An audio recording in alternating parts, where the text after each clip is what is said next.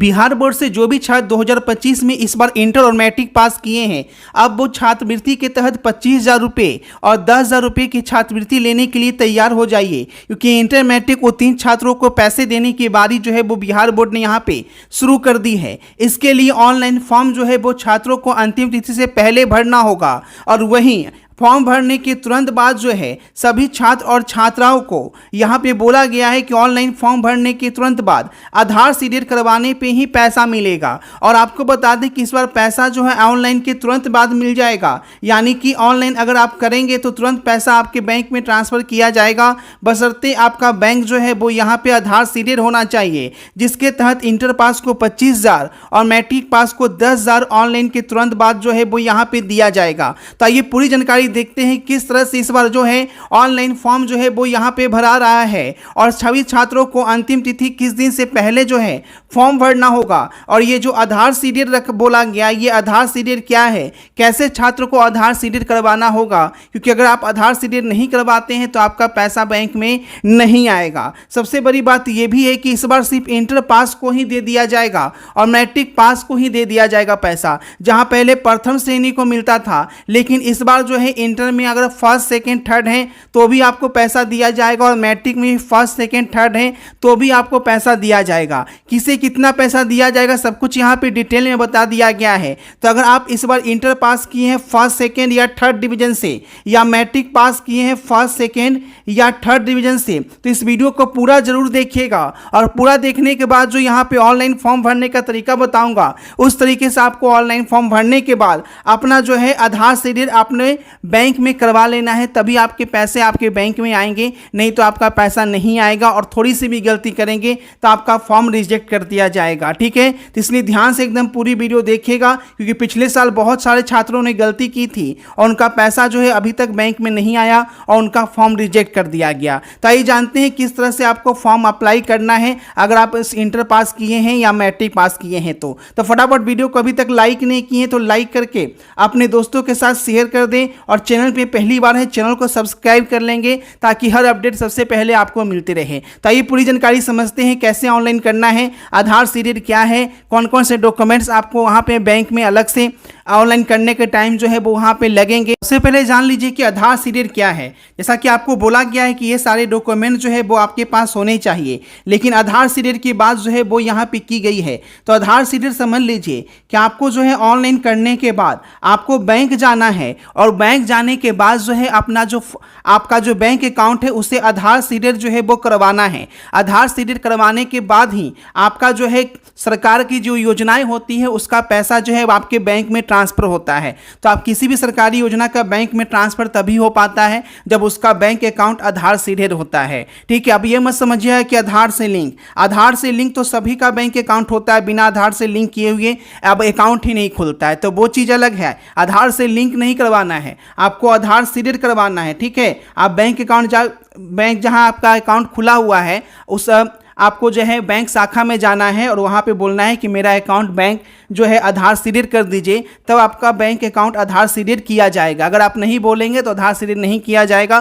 तभी जाके आपका किसी भी सरकारी योजना का पैसा आपके बैंक में ट्रांसफ़र होगा। नहीं तो आप ऑनलाइन फॉर्म भर भी देंगे तो आपका पैसा जो है बैंक में ट्रांसफ़र नहीं होगा। अब देखिए ऑनलाइन कैसे करना है, डेट क्या रखा गया है अंतिम तिथि तक, और सारे डॉक्यूमेंट्स जो बताए गए हैं इंटर मैट्रिक के, वो डॉक्यूमेंट तो हर हाल में आपके पास होने ही चाहिए। ऑनलाइन करने के लिए सीधे ऑफिशियल वेबसाइट आपको गूगल में जाके biharnotices.in पे मैं यहाँ पे लेके चल रहा हूँ। एकदम ध्यान से देखिए कैसे आपको फॉर्म जो है वो अप्लाई करना है। तो यहाँ पे देखिएगा सबसे पहले जो biharnotices.in आएगा इस पर आपको यहाँ पे क्लिक करना है। biharnotices.in का जब पेज खुल जाएगा तो ये आपका होम पेज खुल गया है। अब होम पेज खुलने के बाद आपको करना क्या है कि यहाँ पे जो 3 लाइन दिख रहा है इस 3 लाइन पे आपको यहाँ पे क्लिक करना है। 3 लाइन पे क्लिक करेंगे तो यहाँ पे नीचे की ओर जाइएगा और यहाँ पे देखिएगा स्कॉलरशिप लिखा हुआ आएगा, ठीक है। स्कॉलरशिप पे आपको क्लिक करना है। अब यहाँ से आपको 10th और 12th जो है वो यहाँ पे सेलेक्ट करना है, ठीक है। जो 10th वाले हैं वो 10th पे सिलेक्ट करेंगे, जो 12th वाले हैं वो 12th पे सिलेक्ट करेंगे। जहाँ से आपको ऑनलाइन अप्लाई जो है वो यहाँ पे करना है। तो इस तरह से पेज आपका खुल जाएगा। इंटर वाले इंटर का पेज खोलेंगे।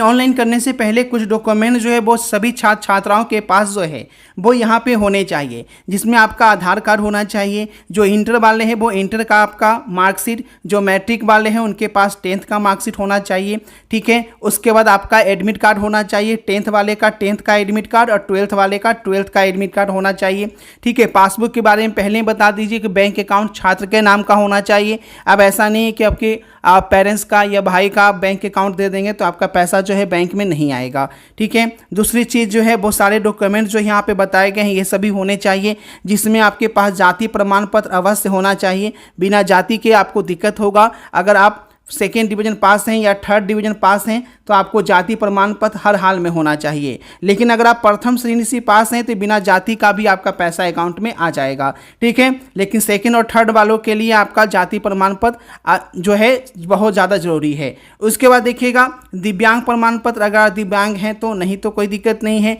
आप देखिए यहाँ पर बोला गया है कि छात्र छात्रा का नाम, पिता का नाम, प्राप्त अंक, यानी बोलिए यहाँ पे समझिए इस चीज़ को कि जो आपका मार्कशीट है टेंथ का उसमें जो आपकी नाम की स्पेलिंग है, ठीक है, और जो बैंक अकाउंट में जो आप खाता खुला रखे हैं उसमें जो नाम की स्पेलिंग है, दोनों का नाम का स्पेलिंग जो है डिट्टो मैच होना चाहिए। यहाँ तक कि मान लीजिए कि मेरा नाम अभिषेक है तो अभिषेक की जो स्पेलिंग है, जैसे मान लीजिए ABHISHEK मैंने लिखा तो यहाँ पे अभिषेक इस तरह से लिखा है तो वहाँ पे भी अभिषेक इसी तरह से लिखा होना चाहिए। अगर अभिषेक कुमार लिखा हुआ है तो अभिषेक कुमार लिखा होना चाहिए। थोड़ा सा स्पेलिंग में हेर फेर नहीं होना चाहिए। छात्र का भी, पेरेंट्स का भी और साथ ही साथ माता का भी, और आधार कार्ड में भी नाम की स्पेलिंग सेम होनी चाहिए। अगर आपका आधार कार्ड में नाम अलग है तो फटाफट जो है आधार कार्ड में नाम की स्पेलिंग सही करवा लीजिए ऑनलाइन करने से पहले, नहीं तो आप ऑनलाइन कर तो देंगे, फॉर्म भरा भी जाएगा और आप टेंशन फ्री हो जाएंगे कि फॉर्म भर दिया है और पैसे का इंतजार करते रहेंगे और आपका पैसा बैंक में आएगा ही नहीं।